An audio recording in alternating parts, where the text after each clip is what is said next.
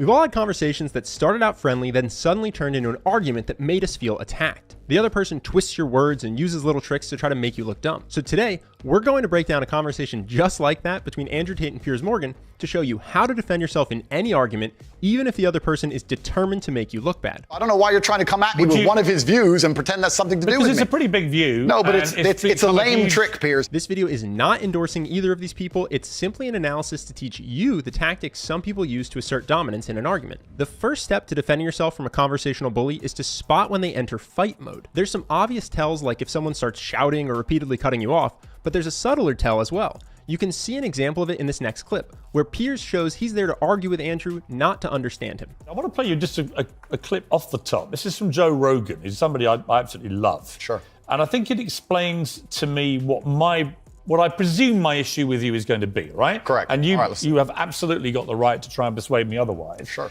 There's actually two tells here. If someone labels you or an idea you stand by as an issue or problematic, that's a good indicator that they've switched into fight mode. Or if they want to argue with you before asking you to explain your point of view. If that happens, you should start being wary of conversational traps. One of the most common traps is misquoting you.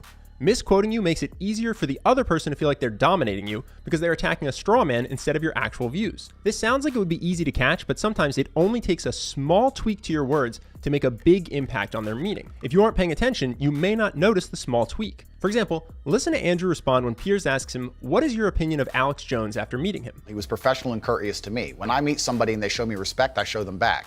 Respect. That's what I do, as I did with you. You respect him? If somebody shows me respect, I show them respect back. So if Adolf Hitler showed you respect, you'd respect him back. There is a huge difference between showing someone respect by being polite versus having respect for them and their ideas. Andrew even catches this at first, but Piers is persistent in establishing that straw man. Well, I'm not. I'm taking your position that if somebody shows you respect them. I think that... I'm saying there are lots of people in the world I do not respect. If Vladimir Putin showed me respect, I would not respect him. That's your opinion. But no, it's my view. What's your view? Okay, that's your view. Well, your view is you would. You can see Piers is trying to force a view upon Andrew that he doesn't actually believe. So you have to be careful not to let someone misquote you, or you may find yourself defending a belief that upon reflection you don't even have. Luckily, there is a simple solution for this if you're aware of it. Reestablish your own point of view before you defend it. You talk about people don't want to see men dressed up in transgender. That's not exactly what I said. What did you say? I said the reason I am so popular and I'm so famous is that there's a large contingent of men who don't want to wear makeup, who still want to make money, go to the gym, be strong, drive a fast car, be traditionally masculine, and don't want to be shamed for that, and they don't want to be called toxic for that. Now, if you do start to make good points in an argument, you'll have to watch out for this next trick, derailing interruptions. This is when someone tries to interrupt you before you can establish your strongest points. You're taking these sentences and on repeat, you're weaponizing them against me. I'm not weaponizing anything. Okay, it's fine. No. You're weaponizing the weaponizing, which doesn't exist. No problem. But you said to me, come on, bring it on. This can be frustrating. You see in that clip that the interruptions are starting to bother Andrew. Luckily, there's 3 ways you can handle being interrupted. The first trick is to pause, acknowledge the person, then return to the point you were making. All I've done is literally read out all the things we identified from all the research that I thought were blatantly misogynist. Understood. And giving you the chance to respond. And the only time I've interrupted you is when you've tried to answer a completely different question. Understood, Piers.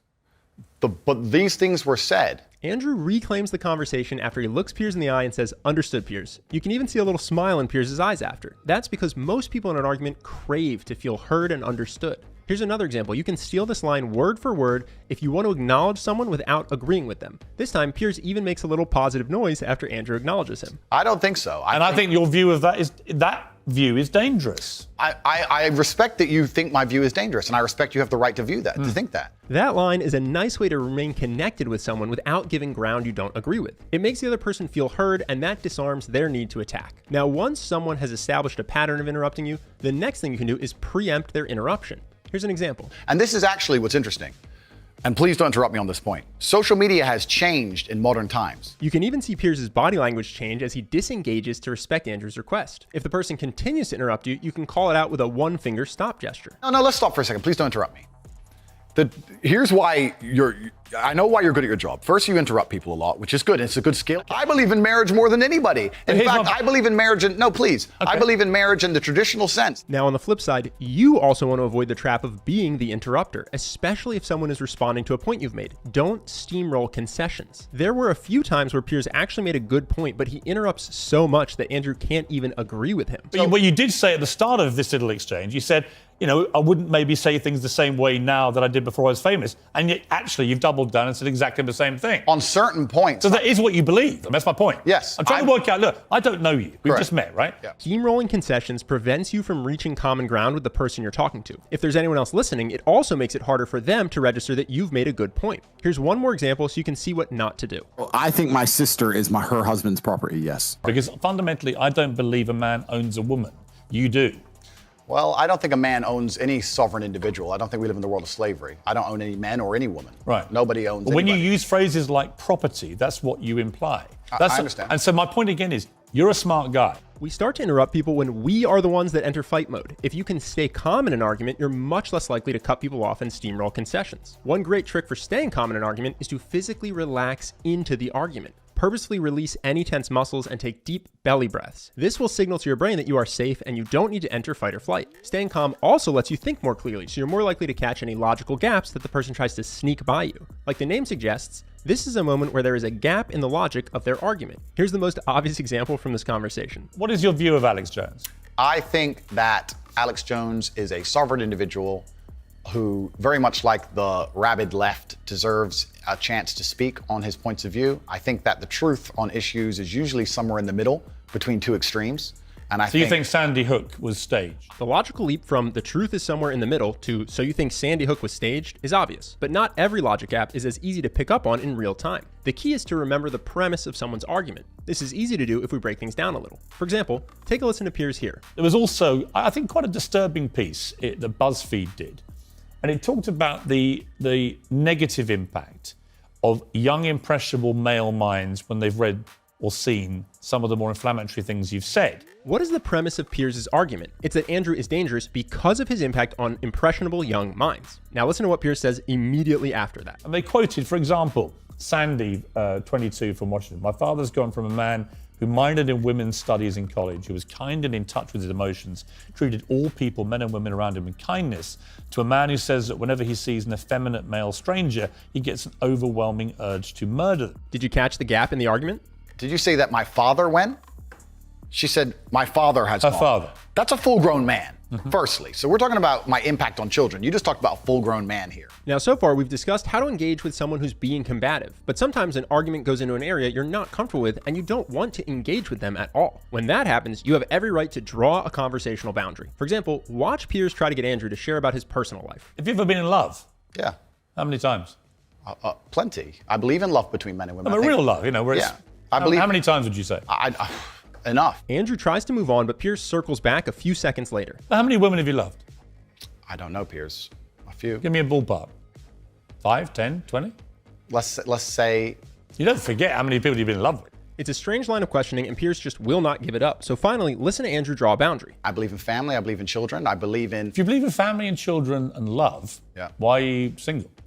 I'm not single. Well, you're not married. That's what I mean. Well, if I was married, the last thing I would do is advertise it to the feral psychopaths on the internet. Most people aren't comfortable being that direct, so they try to change the topic indirectly. It's much more effective to simply draw a boundary and let someone know that a topic is off limits. That doesn't mean you have to shout or get confrontational. It can be as simple as saying, I'm not comfortable talking about that. So now you know how to see and avoid some common conversational traps when things get heated. But how do you turn things around and get back to a friendly, positive conversation? One way is to purposely acknowledge any common ground. For example, there was a moment in the conversation when Andrew is talking about getting deplatformed from social media, and he starts to lose his cool. Listen to how Piers gets him out of fight mode by establishing common ground. When they attacked me, they lump a whole bunch of things in together. They say misogynistic, racist, transphobic. They just put them all together at random. I'm mixed race. By the way, I don't know where they get these. They just get these buzzwords and put them in a sentence. By the way, I completely agree. It's crazy. crazy. I've had the same thing done to me. Okay, well, and there I'm you go not then. calling you anything. I'm asking you what you personally believe you are. The important thing here is that you are genuine, and that comes not just in your words, but in your tone of voice. Listen to Piers here for a good example. A lot of what you say, I agree with. Yeah. Right? I do, genuinely.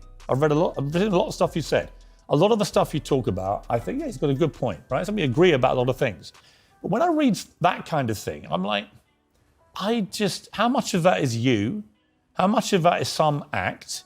Do you regret saying stuff like this? Now, our final advice today is actually something you won't see in the conversation with Piers and Andrew, and its absence is one of the biggest reasons that the conversation was so combative and so unproductive. Give yourself permission to change your mind. This is something Andrew seems to view as a bad thing. You can hear him talk about it here. That's why I've repeatedly asked you about that line to see if you've changed your position, but the reality is you haven't. It's not about changing positions. I'm a full-grown adult and I stick by the things I say and I'm responsible for them. If you view changing your mind as a bad thing, a sign of weakness, or being a flip-flopper, then of course you'll never change your mind. Or even when you do, you'll do what Andrew does and try to make all the things you've said in the past fit your new beliefs. For building fame online, maybe that's what's required. Andrew is certainly world-class at getting famous. But in your own life, give yourself the gift of permission to change your opinion, to say that you don't agree with everything your past self thought. That freedom will allow you to be happier and to grow. Now, publicly changing your mind is much easier said than done. It takes confidence to change your opinion in front of other people. If confidence is something you struggle with, you may like our course Charisma University. It's a step-by-step 30-day video series that comes with a daily action guide to show you exactly what to do each day to take your charisma and confidence to the next level. And if for whatever reason you don't, then you can get a full refund just by pushing a button inside the course. Thousands of people have gone through Charisma University so far and had great results. Here's what just a few of them have said. My biggest breakthrough has been gaining more confidence. If you knew me a year ago, you'd see a socially awkward guy. But that same guy had hidden confidence and charisma that has now been unleashed. If you're reading this or listening right now, think about who you want to be in a year. This course will teach you how to be that person. I had confidence in some areas, but not in others. Then Charisma University changed that for me. Since beginning the program, I have seen noticeable changes in my life.